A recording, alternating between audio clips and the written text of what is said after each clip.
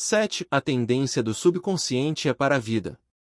Cerca de 90% de nossa vida mental se passam no subconsciente.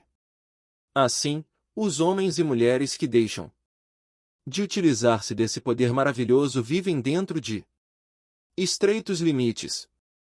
Os processos subconscientes são sempre construtivos e dirigidos para a vida. O subconsciente é o construtor do seu corpo e mantém todas as suas funções vitais. Está em funcionamento 24 horas por dia. E nunca dorme. Está sempre tentando ajudá-lo e procurando preservá-lo de qualquer dano. A sua mente subconsciente está em contato com a vida infinita e a sabedoria ilimitada e seus impulsos e ideias estão sempre voltados para a vida. As grandes aspirações, inspirações e visões de uma vida melhor e mais nobre saem do subconsciente. As suas convicções mais profundas são aquelas com as quais você não pode argumentar racionalmente, pois não se originam de sua mente consciente, vem de sua mente subconsciente. O seu subconsciente fala-lhe através de intuições, impulsos, pressentimentos, sugestões, anseios e ideias, e está sempre a dizer-lhe que se erga, distinga-se, cresça, avance, aventure-se e se alce a novas alturas. Ó impulso de amor e o de salvar vidas alheias vem das profundezas do seu subconsciente. Por exemplo, no grande terremoto, seguido de incêndio, de São Francisco, a 18 de abril de 1906, inválidos e paralíticos que há muito estavam confinados às suas camas levantaram-se e realizaram alguns dos mais extraordinários feitos de bravura e resistência. Ó desejo intenso de salvar outras vidas a qualquer custo jorrou de dentro deles e a mente subconsciente reagiu. De acordo. Grandes artistas, músicos, poetas, oradores e escritores sintonizam com seus poderes subconscientes e são estimulados e inspirados. Um exemplo, Robert Louis Stevenson costumava, antes de dormir, encarregar seu subconsciente a tarefa de desenvolver histórias para ele durante o sono. Ele estava acostumado a pedir a seu subconsciente que lhe desse uma história boa e de agrado geral, quando sua conta no banco estava baixa. Stevenson contou que a inteligência da sua mente mais profunda dava-lhe a história, trecho a trecho, como um seriado. Isso demonstra como o seu subconsciente lhe falará suave e sabiamente, dizendo coisas que sua mente consciente ignora. Mark Twain revelou ao mundo, em várias ocasiões, que nunca trabalhará em sua vida. Todo o seu humor e as suas obras saíam do reservatório inesgotável da sua mente subconsciente. Como o corpo reflete os trabalhos da mente. A interação das suas mentes consciente subconsciente exige uma interação semelhante dos correspondentes sistemas nervosos. O sistema cérebro espinhal é o órgão da mente consciente e o sistema simpático é o órgão da mente subconsciente. O sistema cérebro espinhal é o canal através do qual você recebe a percepção consciente pelos 5 sentidos físicos e exerce controle sobre o movimento do seu corpo.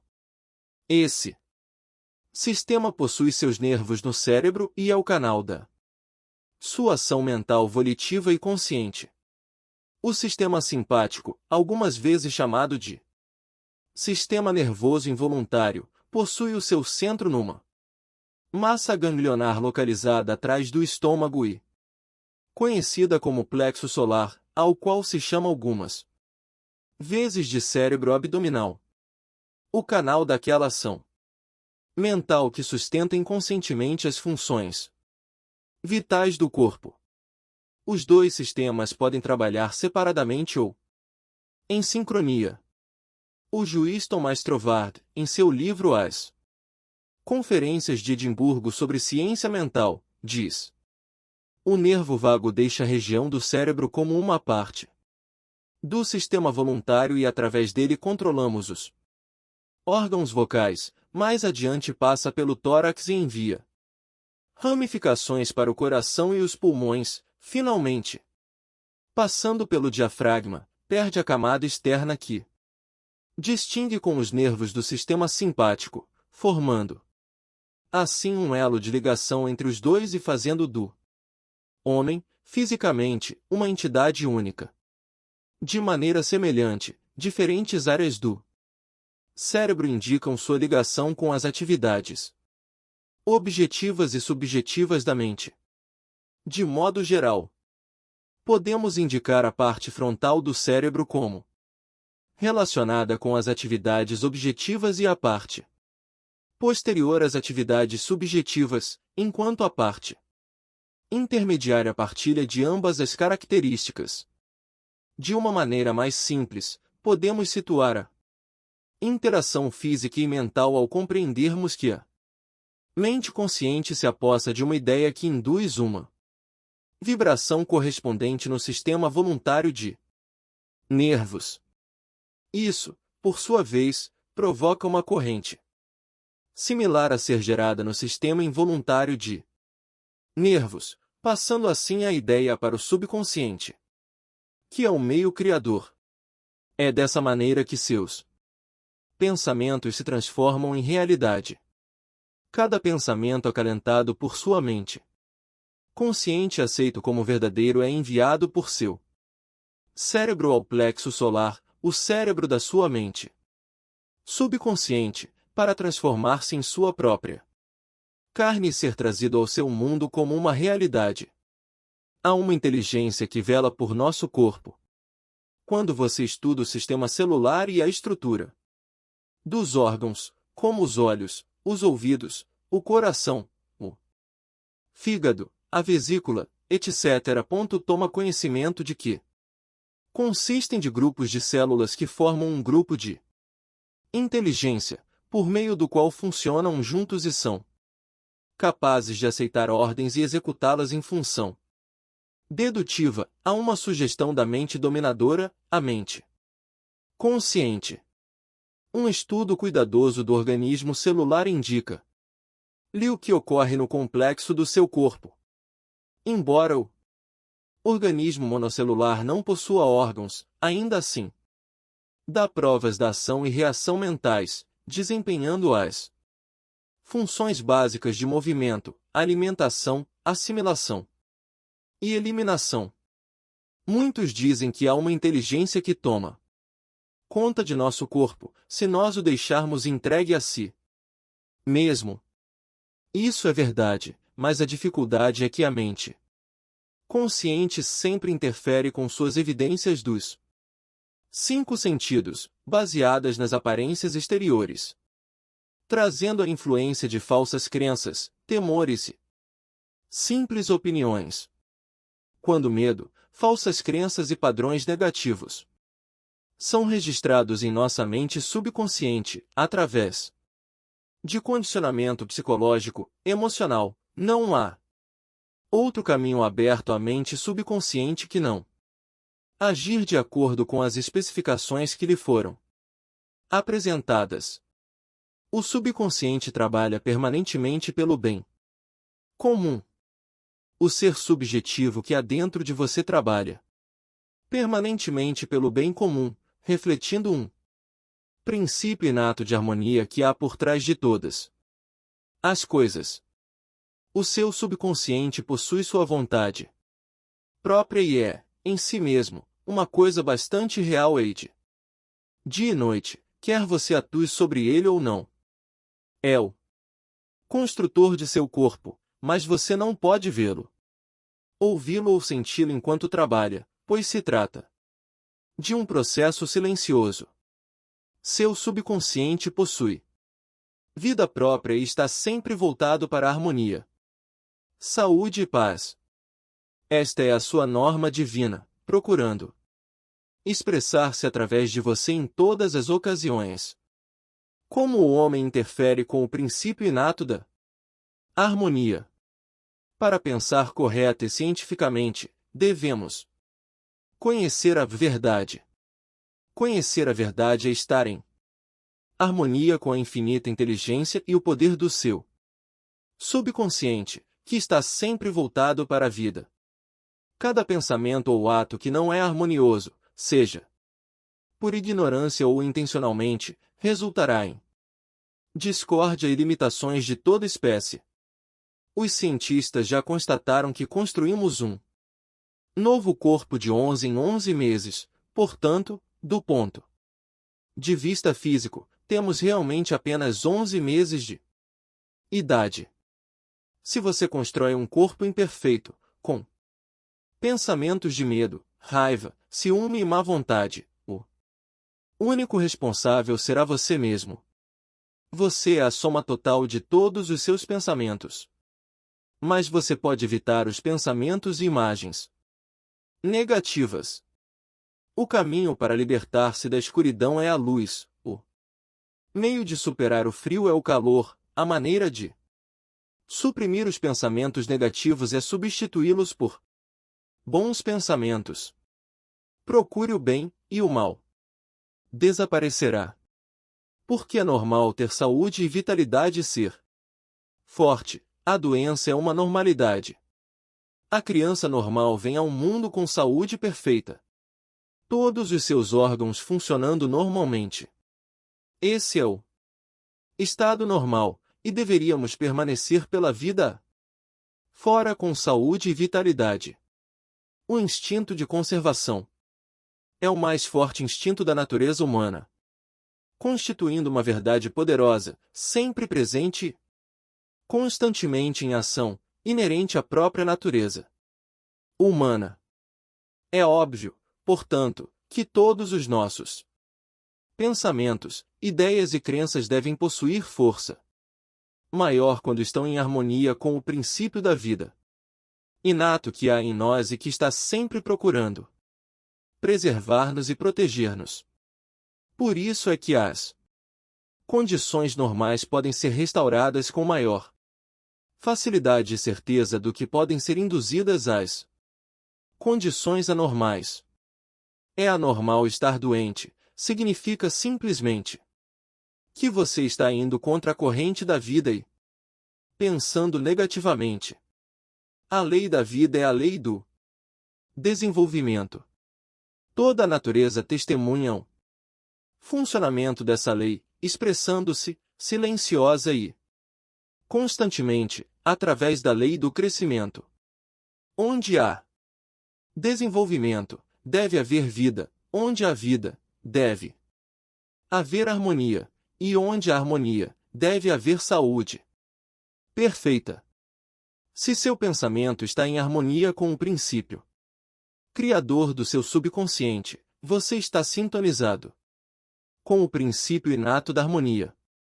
Se tem pensamentos que não estão em consonância com o princípio da harmonia, esses pensamentos aderem a você, atormentam-no, preocupam-no e, finalmente, trazem doenças e mesmo, possivelmente, a morte, se persistirem. Na cura das doenças, você deve aumentar o influxo e distribuição das forças vitais do seu subconsciente através de seu sistema.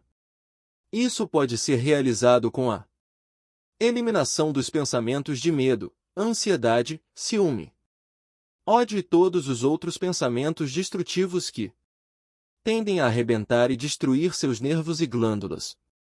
Tecidos do corpo que controlam a eliminação de todo o material sem utilidade. A cura do mal de Pot. Na revista Nautilus de março de 1971 há um artigo sobre um garoto que sofria do mal de Pot, tuberculose da espinha, e que teve uma cura notável. Chamava-se Frederick Elias Andrews, de Indianápolis. Hoje é ministro da Igreja Unidade do Cristianismo, na cidade de Kansas, no Missouri. O médico declarou-o incurável. Ele começou a rezar e de um menino, paralítico e todo curvado, caminhando sobre os joelhos e as mãos, transformou-se em um homem forte, desempenado e bem formado. Criou sua própria afirmação, absorvendo mentalmente as qualidades de que necessitava. Várias vezes por dia, afirmava repetidamente: sou perfeito, de boa saúde, forte, vigoroso, simpático, harmonioso e feliz. Perseverou nessa oração, informando depois que eram as últimas palavras que seus lábios pronunciavam à noite e as primeiras que pronunciavam pela manhã. Rezava também pelos outros, emitindo pensamentos de amor e saúde. Essa atitude mental e a maneira de rezar revertiam-lhe aumentadas várias vezes. Sua fé e perseverança foram recompensadas. Quando pensamentos de medo, raiva, ciúme ou inveja desviavam-lhe a atenção, reagia imediatamente, concentrando-se em sua afirmação mental. Sua mente subconsciente reagiu em conformidade com o seu pensamento habitual. É esse o significado da afirmação que se lê na Bíblia: vai, a tua fé te salvou. S. Marcos, 10h52. Como você pode ser salvo pela fé em seus poderes subconscientes? Um jovem que assistia às minhas conferências sobre o poder de cura da mente subconsciente tinha um grave problema no olho, o qual, segundo seu médico, precisava ser operado. Ele disse para si mesmo: meu subconsciente fez meus olhos e pode curá-los. Todas as noites, antes de cair no sono, entrava em estado de sonolência e meditação, vizinho ao próprio sono. Sua atenção era imobilizada e focalizada no oculista. Imaginava o médico à sua frente e ouvia-o. Ou imaginava ouvir, dizendo claramente: aconteceu um milagre. Visualizava essa cena todas as noites, durante 5 minutos ou mais, até cair no sono. Ao fim de 3 semanas foi procurar novamente o médico que o examinara e ouviu-o dizer: um milagre. Que aconteceu? O jovem impressionou sua mente subconsciente, usando o médico como um instrumento ou meio de transmitir a ideia e convencer-se de sua realidade. Através da repetição, da fé e da esperança, impregnou o seu subconsciente com a ideia da cura. O seu subconsciente fez seus olhos, possuía, portanto, o padrão perfeito para eles e tratou de curá-los. Este é outro exemplo de como a fé no poder de cura do subconsciente pode salvá-lo. Pontos a destacar. 1. O seu subconsciente construiu seu corpo e está em funcionamento 24 horas por dia. Você interfere com seus padrões de vida, tendo pensamentos negativos. 2. Se encarregue seu subconsciente da tarefa de encontrar uma resposta para qualquer problema antes de dormir, e a resposta será encontrada. 3. Vigie seus pensamentos. Cada pensamento aceito como verdade é enviado pelo cérebro ao seu plexo solar, o cérebro abdominal, e trazido ao seu mundo exterior como uma realidade. 4.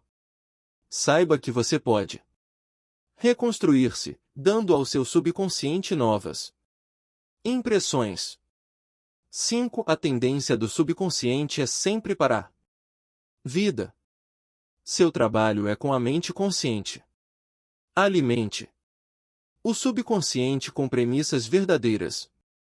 Seu subconsciente está permanentemente reproduzindo, de acordo com seus padrões mentais habituais. 6. Você constrói um novo corpo em 11 meses. Mude seu corpo, mudando seus pensamentos e mantendo-os mudados. 7. O estado normal é a saúde A doença é uma anormalidade. Existe um princípio inato de harmonia.